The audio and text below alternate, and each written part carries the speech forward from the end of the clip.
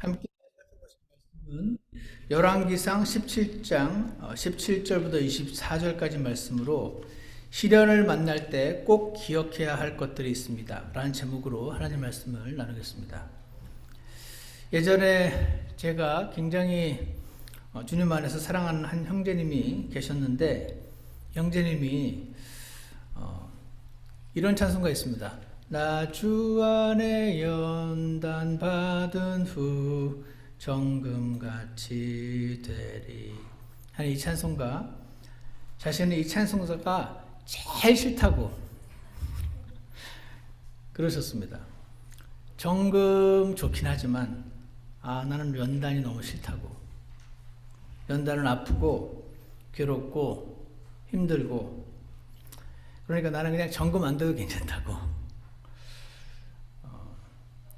제가 이 말을 그때 들었을 때 사실은 저도 형제님 이렇게 하고 싶었는데, 그때는 그분의 갑작스러운 너무 정직한 이 고백에 조금 당황해서 그냥 이렇게 웃고 넘어간 적이 있었습니다.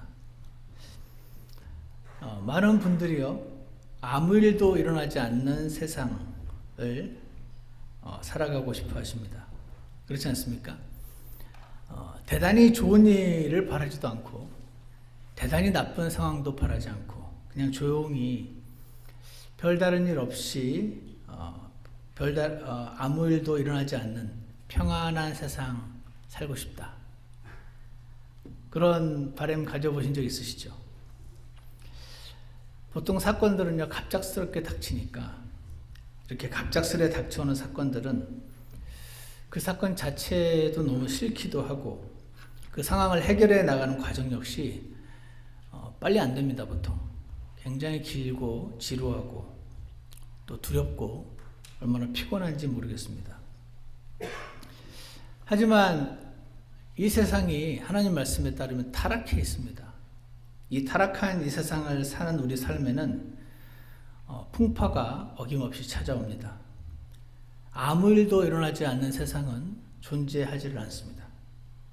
그래서 오늘 본문에서 사르밧 과부에게도 갑작스러운 아들의 죽음이라는 사건이 갑작스럽게 찾아오는 것을 보게 됩니다. 이런 갑작스러운 시련이나 사건들이 하나님의 사람들에게 일어날 때 우리가 꼭 기억해야 될 것들이 있습니다. 시련을 만날 때 꼭 기억해야 할 것들이 무엇인가? 오늘 우리가 살펴볼 하나님 말씀 안에서 살펴볼 수 있을 것 같습니다. 시련이나 어려움이나 힘든 상황을 만날 때에 오늘 우리가 살펴보는 이 하나님 말씀을 기억할 수 있게 되기를 간절히 원합니다. 첫 번째로요, 열왕기상 17장 17절부터 21절까지 말씀을 보시면은 시련을 만날 때 꼭 기억해야 할 첫 번째는 이것입니다. 시련을 만날 때 하나님은 믿음 없는 나를 긍휼로 대해 주신다 하는 사실입니다. 17절을 보시기 바랍니다. 17절 보시면 이 일들 뒤에 그 집 여주인의 아들이 병이 들었는데 그의 병이 매우 심해 그가 숨이 끊어졌으므로 라고 기록이 되어 있습니다. 엘리야가 지금 살고 있는 이 시기는요, 이스라엘 땅에 지금 비가 오지 않고 있었던 시기입니다. 그래서 기근이 들었습니다. 북쪽에, 이스라엘의 북쪽에 현재는 레바논인데 그 레바논의 한 도시에 시돈도 마찬가지 상황이었습니다. 여기도 비가 오지 않아서 기근이 들었습니다. 이곳에 있는 사르밧이라는 도시에 사는 한 과부와 아들이 비가 오지 않아서 기근으로 먹을 것이 없어서 지금 굶어 죽을 상황에서 엘리야가 나타나서 기적을 베푸는 것을 보게 됩니다. 14절 보시면요, 14절에 주 이스라엘의 하나님께서 이같이 말씀하시기를 주가 비를 땅 위에 내리는 날까지 가루통이 고갈되지 아니하고 기름병이 마르지 아니하리라 하시느니라. 15절 그녀가 가서 엘리야의 말대로 하였더니 그녀와 엘리야와 그녀의 집이 여러 날 먹었으나 주께서 엘리야를 통하여 친히 하신 말씀대로 가루통이 고갈되지 아니하고 기름병이 마르지 아니하니라. 이 일들 뒤에 이렇게 되어 있는 것입니다. 여기 보시면은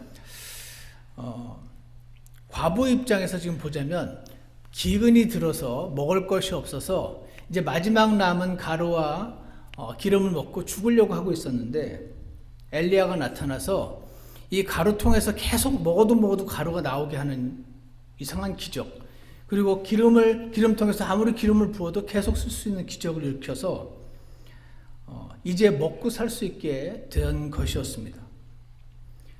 먹고 사는 정도만 해결된 게 아니라 계속 나오니까 이거를 이제 시장에 갔다가 팔면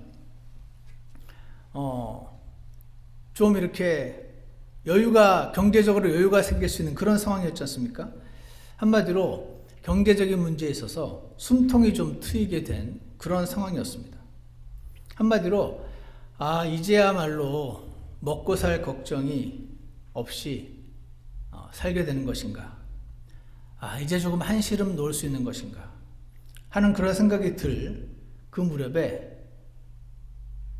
오늘 본문에서 보셨던 것처럼 이 사르밧 과부가 목숨보다 더 귀하게 여겼을 소중한 아들이 병이 들어서 죽는 사건이 발생한 것이었습니다. 정말 아무 일도 일어나지 않는 세상에 살고 싶다, 이런 생각이 들었을 것 같은 그런 상황입니다. 이제 18절을 보시기 바랍니다. 18절을 보시면요, 18절에 그녀가 엘리야에게 이르되 오 하나님의 사람이여 내가 당신과 무슨 상관이 있나이까? 당신이 내 죄를 생각나게 하며 또 내 아들을 죽게 하려고 내게 오셨나이까? 하매. 지금 이제 아들이 죽게 되었는데요,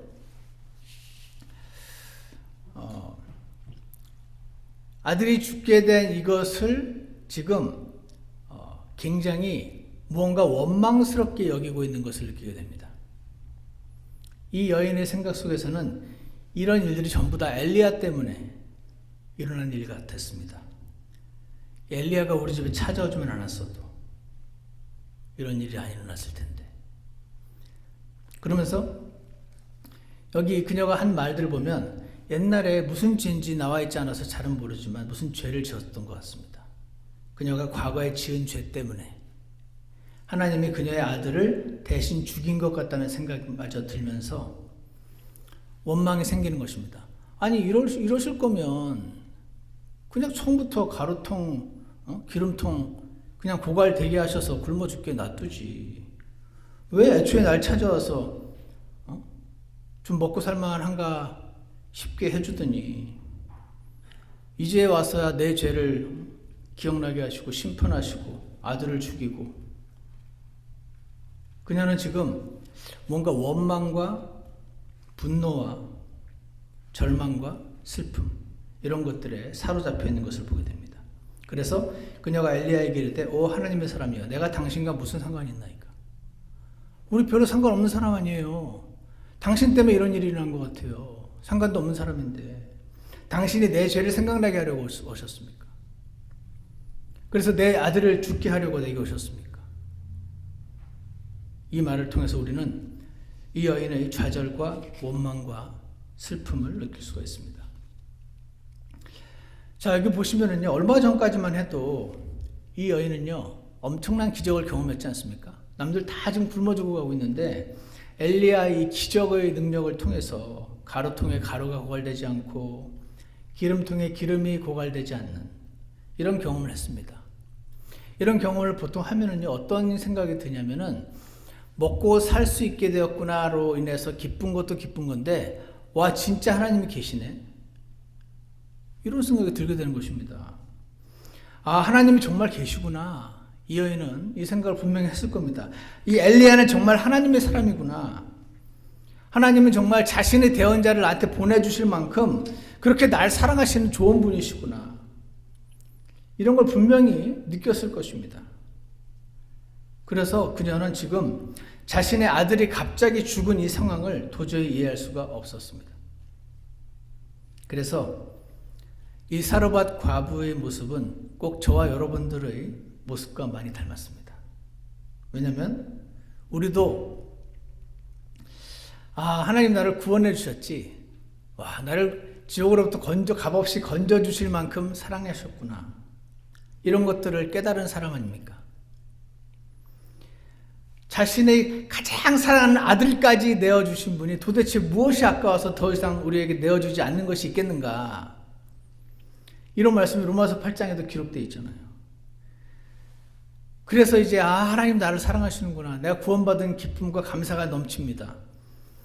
그러면서 이제 크리스찬 인생을 이제 살다 보니 눈앞에 이제 닥치는 어려움들이 있을 때는 잘 모르겠지만 한 곱이 지나고 두 곱이 지나고 하면서 어떤 생각이 드냐면 하나님이 내 발걸음을 인도하시는구나. 내 인생 여정 돌아봤더니 하나님 내 발길을 인도해 주셨구나. 정말 하나님의 은혜가 너무 크다. 정말 다윗의 고백처럼 내 잔이 넘치나이다. 막 이런 고백을 우리가 하게 되는 것입니다. 한 번이 아니고 아마도 여러 번 정말 하나님의 은혜가 너무 크고 감사하고 정말 내 잔이 넘칩니다. 이렇게 고백하신 분들도 많이 계실 겁니다. 그런데 아무리 어제까지 내 잔이 넘치나이다 이런 고백을 했어도요, 오늘 갑자기 나에게 닥치는 불행 앞에서 어찌할 바를 모르는 우리의 모습이 꼭 이 사르밧 과부의 모습과 굉장히 비슷한 것 같습니다. 아무리 어제까지 좋았어도 오늘 어떠한 일어난 악한 상황으로 인해서 우리는 때로 하나님을 원망하기도 하고 하나님이 보내신 사람들을 원망하기도 하고 하는 그런 연약한, 그래서 평범한 그런 사람들인 것입니다. 그런데 이런 사르밧 과부같이 평범한 사람들 있죠. 평범한 사람들이 뭐냐면 잘 되면 감사하고 못 되면 원망하고 그런 사람들이 평범한 사람입니다. 잘 돼도 감사하고 못 돼도 감사하고 하는 사람은 비범한 사람이겠죠. 하지만 뭔가 기도를 했는데 기도에 응답이 있으면 너무 감사하고, 그렇지 않으면은 뭔가 잘못되고 일이 어려워지면 하나님을 원망하기도 하는 평범한 사람을 오늘 보시면은 주님이 책망을 안 하시는 걸 보게 됩니다. 본문을 보면 엘리야는 책망을 안 합니다. 내가 어찌 그리 믿음이 없느냐? 그런 말 안 합니다. 책망하기는커녕 그녀를 은혜로 긍휼히 대해주는 걸 보게 됩니다. 19절에 보시면 그가 그녀에게 이르기를, 아무런 내가 어찌 이리 믿음이 없느냐? 방금 전까지 하나님을 찬양하지 않았느냐? 하나님을 찬양하는 입술에서 어떻게 이렇게 원망하는 말이 나오느냐? 이런 책망이 없습니다. 그냥 그가 그녀에게 이르기를 내 아들을 내게 달라 하여 그를 누이고는 주께 부르짖는 모습을 보게 됩니다. 그리고 나서 하나님은 이 엘리야의 기도에 응답하셔서 죽은 아이를 다시 살려주시는 것을 보게 됩니다. 하나님도 엘리야도 이 평범한 사람 사르밧 과부를 책망하고 가혹하게 대하지 않으시고 긍휼로 불쌍히 여기시고 은혜로 대해 주시는 것을 보게 됩니다. 저는 이런 하나님을 볼 때 얼마나 감사한지 모르겠습니다. 여러분도 그러십니까? 왜냐하면 우리도 믿음 없이 주님을 때로 원망하기도 하고, 무슨 일이 어떻게 탁 잘못되면 옛날에 지은 죄도 막 생각나고, 나 벌 받나? 그럴 때가 있거든요. 그런데도 하나님께서 이 사르밧 과부를 긍휼로 대하시는 모습을 볼 때 이런 생각을 하게 되는 거죠. 하나님이 나도 은혜로 긍휼로 불쌍히 여기시는 걸로 대해 주실 수도 있겠구나 하는 희망을 발견하게 되기 때문입니다. 나 같은 평범한 믿음의 소유자도 하나님의 은혜를 받을 수 있겠구나. 나 같은 보통 사람도 하나님의 긍휼을 얻을 수 있겠구나. 나 같은 사람도 하나님을 따를 수 있겠구나 하는 그런 희망을 주게 하기 때문에 그렇습니다. 그러므로 시련을 만날 때 하나님은 믿음 없는 나도 긍휼로 대해 주시는 분이심을 꼭 기억하시기를 바랍니다. 그러면 이제 두 번째로 기억해야 될 것이 있습니다. 시련이나 어려움을 만날 때 기억해야 될 두 번째는요, 열왕기상 17장 19절에 있는데, 이것은 두 번째는 중보자 예수님이 날 위해 기도하고 계심을 기억해야 합니다. 중보자 예수님이 나를 위해 기도하고 계시다 하는 것입니다. 19절을 보시기 바랍니다. 19절을 보시면 그가 그녀에게 이르기를 내 아들을 내게 달라 하여 그를 그녀의 품에 취해 안고 자기가 거하던 다락방에 올라가 자기 침상에 누이고는 20절 주께 부르짖어 이르되 오 주 내 하나님이여 원하건대 이 아이의 혼이 다시 아이에게 들어가게 하옵소서 하니. 여기에 보면 엘리야는 이 아들을 잃은 이 사르밧 과부의 그 뭔가 좀 원망하는 듯한 말과 절망 섞인 이 반응에도 불구하고, 다시 말해서 그녀의 뭔가 좀 육신적인 반응에도 불구하고 그러한 말에 일체 반응을 하고 있지 않은 것을 보게 됩니다. 굉장히 인상적입니다. 그냥 이렇게 말합니다. 내 아들을 내게 달라.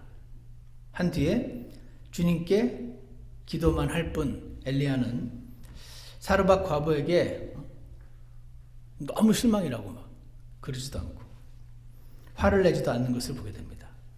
저는 이 장면을 보면서 마치 엘리야가 그럴 수 있어 이렇게 말하는 느낌이 듭니다. 그럴 수 있어. 그런 일 당하면 나를 원망할 수도 있어. 그런 일 겪으면 지금이야말로 기도해야 될 텐데 기도가 잘 안 될 수도 있어. 그런 상황에서는 그냥 교회에 나오는 것만 해도 잘하는 거야. 이렇게 그럴 수 있어. 괜찮아. 이렇게 말하는 듯한 엘리야를 보게 됩니다.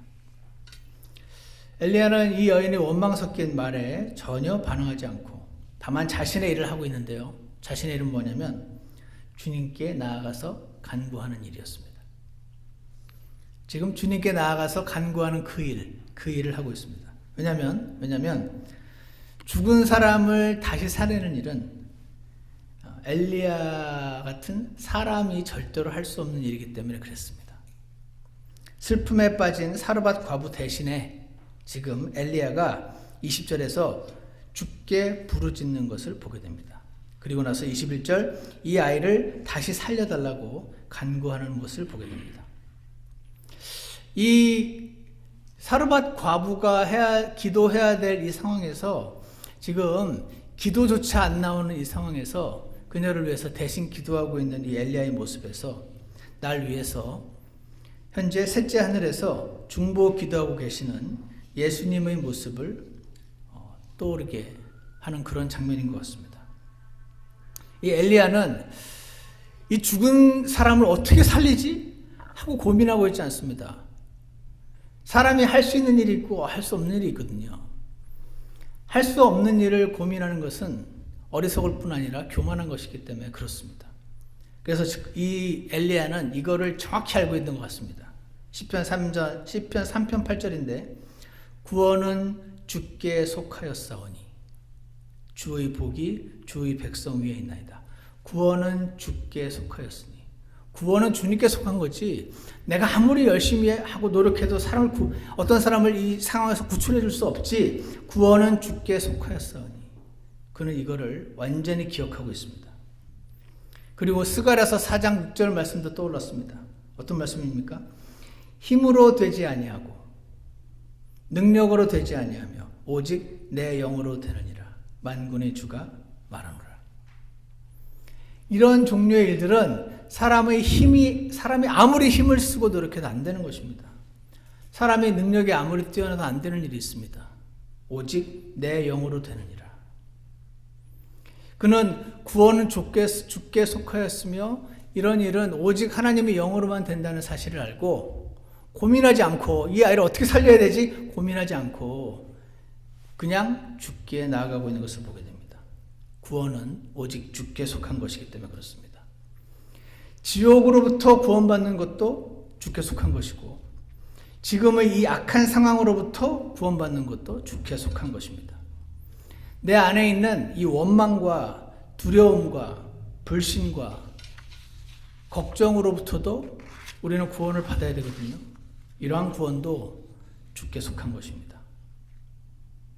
이러한 상황 가운데 빠져있는 사르밧 과부 같은 사람을 새롭게 하는 것도 오직 성령께서, 주님께서 하시는 것인 것입니다. 히브리서 7장 25절에서 그러므로 그분께서 항상 살아계셔서, 예수님이거든요. 그분께서 항상 살아계셔서 그들을 위해 중보하심을 보건대, 중보한다는 것은 이렇게 대신해서 기도해 준다는 뜻이잖아요. 그분께서 항상 살아계셔서 그들을 위해, 거듭난 그리스도인들을 위해서 중보하심을 보건대 그분은 또한 자기를 통하여 하나님께 나오는 자들을 끝까지 구원하실 수 있느니라 라는 말씀이 나와 있습니다. 많은 분들이 이 끝까지 구원할 수 있느니라 라는 것을 오해하세요. 이 구원이 지옥으로부터 받는 구원이라고 오해하십니다. 그래서 우리가 예수님 믿고 받은 구원은 불완전해. 끝까지 예수님이 구원을 기도해 주시자는 구원이 이렇게 잘못될 수 있어. 이렇게 생각하는 분들도 있지만 그게 아닙니다. 마치 사르밧 과부가 겪었던 그러한 악한 상황으로부터의 구원. 갑자기 닥친 곤란한 상황으로부터의 구원. 그 상황으로부터 우리를 끝까지 구원해 주신다는, 우리를 고아처럼 이 땅에 내팽개쳐 두고 이제는 네가 알아서 살아 그러지 않으시고 끝까지 우리를 보살피시고 함께 동행하시는 그러한 예수님의 모습을 보여주는 것입니다. 그러한 예수님을 가리켜서 우리의 중보자라고 부르는 것입니다. 나를 절망하게 만드는 그런 상황으로부터 끝까지 구원하시도록 오늘도 하나님께서는 중보자 예수님으로 하여금 여러분과 저를 위해 기도하도록 해 주신 것을 보게 됩니다. 그래서 우리가 아는 찬송 이런 게 있죠.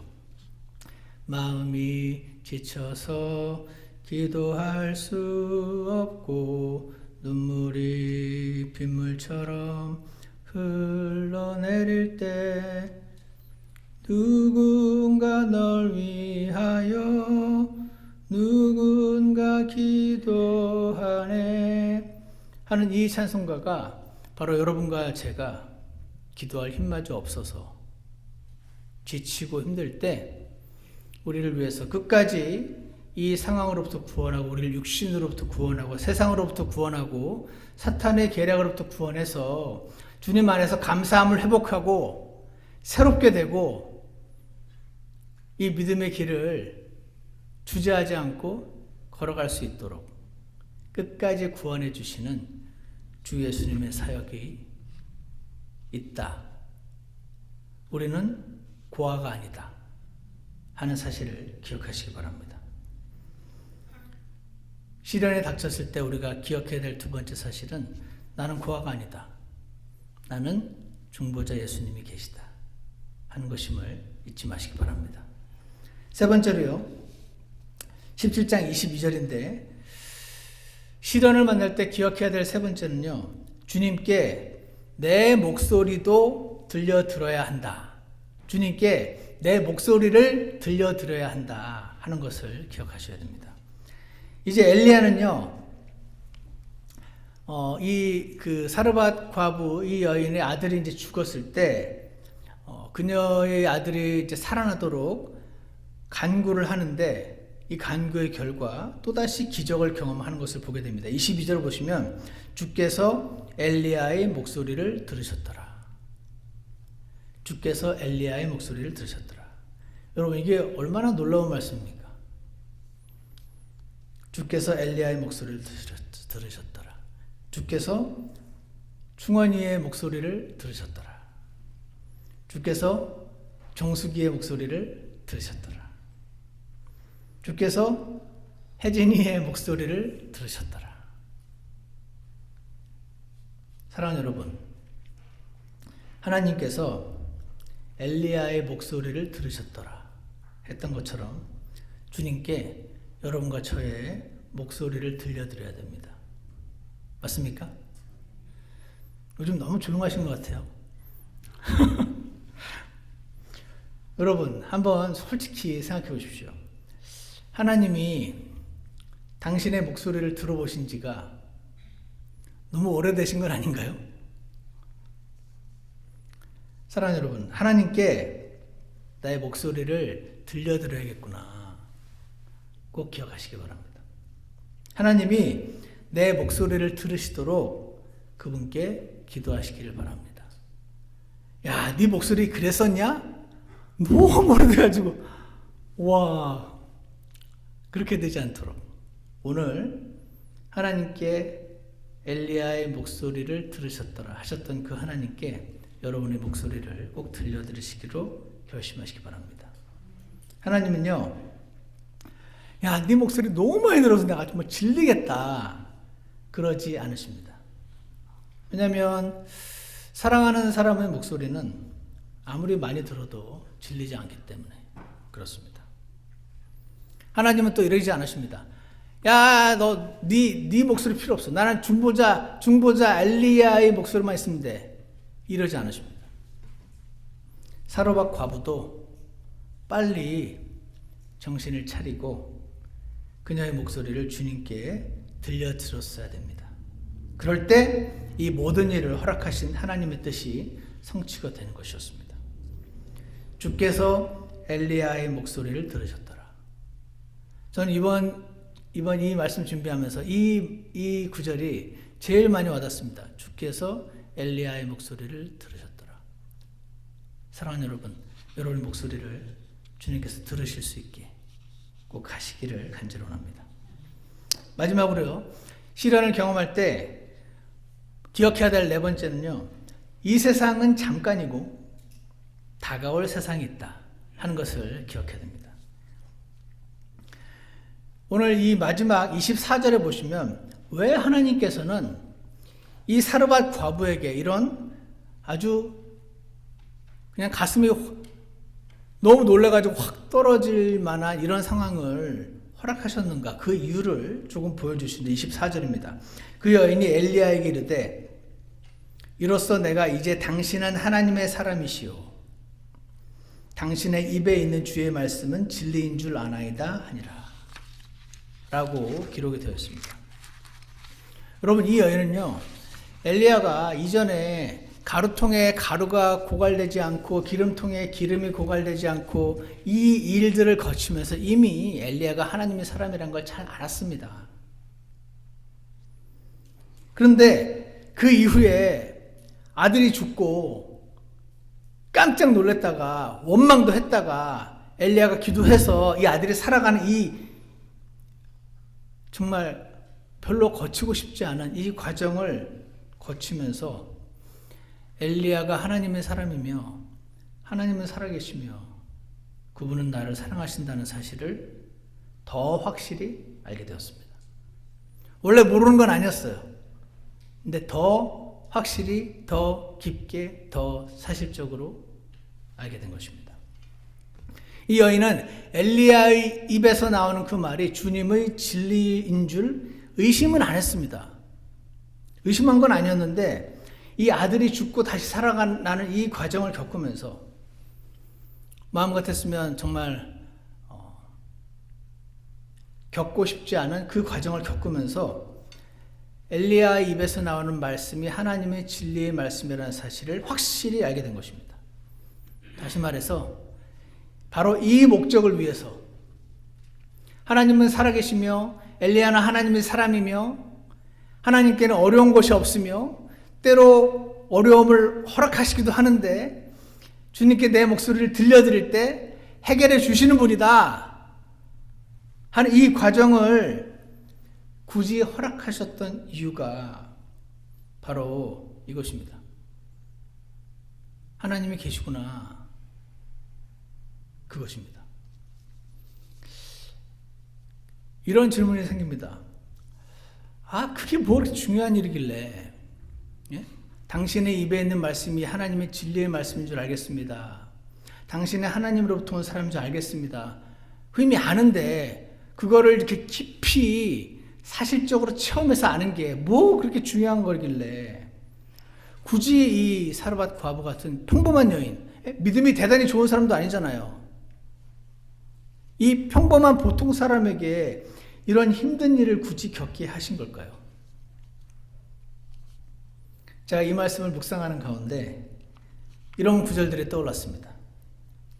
고린도전서 2장 9절에 이런 말씀이 있습니다. 제가 좋아하는 말씀인데, 이것은 기록된 바 하나님께서 자신을 사랑하는 자들을 위하여 예비하신 것들은 눈이 보지 못하였고 귀가 듣지 못하였으며 사람의 마음속에 들어가지도 못하였다 라는 말씀이 있습니다. 다시요. 하나님께서 자신을 사랑하는 자들, 여러분과 제가 하나님을 사랑하는 마음이 조금이라도 있다면 여러분과 저를 위해서 예비하신 것들이 있는데 이 예비한 게 어떤 건지 아무런 눈도 본 적이 없고 그 어떤 귀도 들어본 적도 없고 사람의 마음속에 들어가지도 못했대요. 사람이 상상조차 할 수 없는 그런 거라는 말씀 아닙니까? 도대체 어떤 걸까요? 어떤 세상일까요? 전도서 3장 11절에 이런 말씀이 있습니다. 그분께서 자신의 때에 모든 것을 아름답게 만드셨고 모든 것을 아름답게 만드셨답니다. 그리고 나서 그들의 마음속에 그 세상을 정하여 두셨으므로 그 세상 히브리어 탈굼에 보시면은 The Coming Kingdom, The Coming Messianic Kingdom이라고 유대인들이 정확하게 파악하고 있습니다. 그들의 마음속에 그 세상, 다가올 그 세상, 예수님이 오셔서 세우실 그 세상을 정하여 두셨으므로 아무도 하나님께서 만드시는 일을 처음부터 끝까지 알아낼 수 없도다.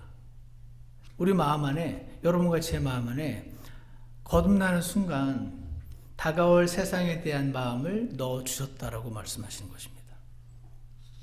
그리고 고린도전서 15장 19절. 만일 우리가 이 세상 삶을 사는 동안에만 그리스도 안에서 소망을 갖는다면 이 세상에서 사는 동안만 하나님께서 우리를 보살펴 주신다고 생각한다면 다가올 세상이 없다면 어떻게 돼요? 모든 사람들 중에 우리가 가장 비참한 자니라. 많은 교회 목사님들이나 그리스도인들이 얘기하는 것과 달리 바울이 이렇게 얘기합니다. 야, 다가올 세상이 없으면 이 세상만 있으면 우리는 제일 불쌍한 사람들이야. 그런 말을 하는 겁니다.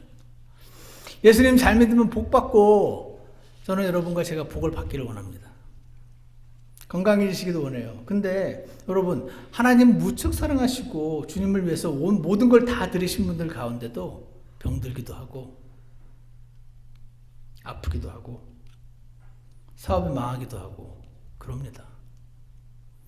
그래서 당신과 내가 예수님을 믿고 예수님께 바라는 게 오직 이 세상뿐이라면 당신과 나는 이 세상에서 제일 비참하다. 다가올 세상에서 하나님께서는 약속을 주고 계신데 당신은 어찌 이 세상만 눈을 바라보고 있는가? 그러나 이제 그리스도께서 죽은 자들로부터 일어나사 잠든 자들의 첫 열매가 되셨도다. 하나님께서 우리에게 이렇게 말씀하십니다. 이 세상은 되게 잠깐이야. 요즘 100세 시대예요. 요즘 교회에서 제가 한국에서 들었는데 교회에서 어떤 무슨 장로님이나 권사님 돌아가셨다고 할 때 101세 그리고 103세 이런 분들이 많대요. 그러면 103세 이런 이제 100세를 넘기는 분들의 그 소개가 나오면 교회에서 와 하고 막 박수를 친답니다. 오래 사셨다고 훌륭하다고. 요즘 100세 시대 아닙니까? 좀 더 있으면 110세 시대가 될 수도 있겠죠? 잘 모르겠습니다. 그 전에 주님 오실지 잘 모르겠는데 확실한 것은 그래봐야 100살 아닙니까? 이 세상은 잠깐이고 다가올 세상이 있다. 그래서 하나님이 이런 고난을 허락하시는 거다. 그래서 너희들과 나는 시련을 만날 때 내가 비록 믿음이 없어서 나를 긍휼로 대해주신 하나님을 기억해야 한다. 그래야 지치지 않고 일어날 수 있다. 말씀하시는 것입니다. 우리는 고아가 아니다. 나를 위해 중보하고 계신 예수님이 계시다. 그분은 우리를 끝까지 이 상황으로부터 나의 육신으로부터 세상으로부터 사탄으로부터 구원하실 수 있는 분. 그분께 나아가라. 시련을 만날 때 주님께 내 목소리를 들려드려야 된다. 주께서 김기로의 목소리를 들으셨더라. 이 말씀이 우리 안에 매일매일 현실이 되어야 하는 것입니다. 마지막으로 기억해야 될 것은 이 세상은 잠깐이고 다가올 세상이 있다. 그 세상을 우리 마음에 넣어두셨다고 전도서 3장 11절에서 말씀을 해주고 계실 것입니다. 이러한 것들, 오늘 4가지 기억을 할 때 주님은 우리를 새롭게 해주실 것이라고 확신합니다. 주님께서 여러분과 제게 은혜를 주실 것입니다. 은혜는 undeserved favor 아닙니까? 별로 그렇게 뭔가 favor를, 호의를, kindness, 잘해주는 거를 굳이 그렇게 잘해줘야 될 만한 대단한 이유도 없는데, 자격도 없는데 그냥 주시는 그 은혜를 여러분과 제게 허락해 주실 것입니다. 그래서 그 은혜를 힘입어서 오늘 여러분과 제가 만난 맞닥뜨린 상황들을 이겨내시는 저와 여러분이 되기를 간절히 원합니다. 기도하겠습니다. 주님, 오늘 저희에게 이 인생이 쉽지 않고 수많은 어려움들을 우리가 맞닥뜨리게 되는데 그때 꼭 기억해야 될 것들 알게 해주셔서 감사합니다. 오늘 말씀 기억해서 주님이 나를 은혜로 긍휼로 대해주시는 그런 분이심을 알고 주님으로부터 뒤로 물러가는 일이 없도록 저희 모두를 도와주시옵소서.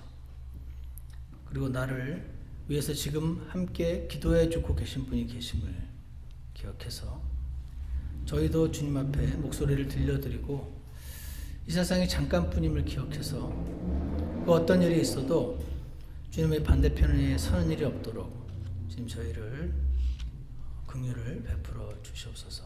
그래서 힘든 세상이지만 더 강하신 예수님과 동행하면서 이 세상을 잘 이겨낼 수 있도록 주께서 역사해 주시기를 간절히 원합니다. 예수님 이름으로 기도드렸습니다. 아멘. 다 같이 우리 찬송가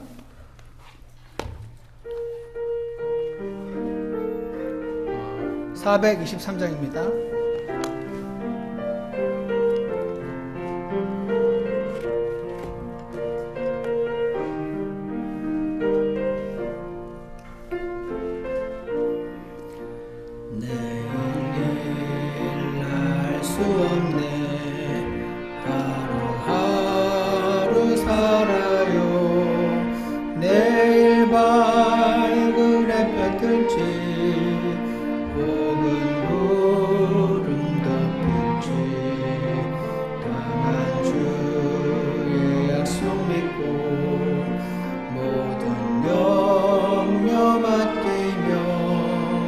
나의 앞길 하시는 분 주와 함께 갑니다. 내게 닥칠 많은 일들 나는 알 수 없으나 내일 주장하시는 분 내 손 잡아 주시네.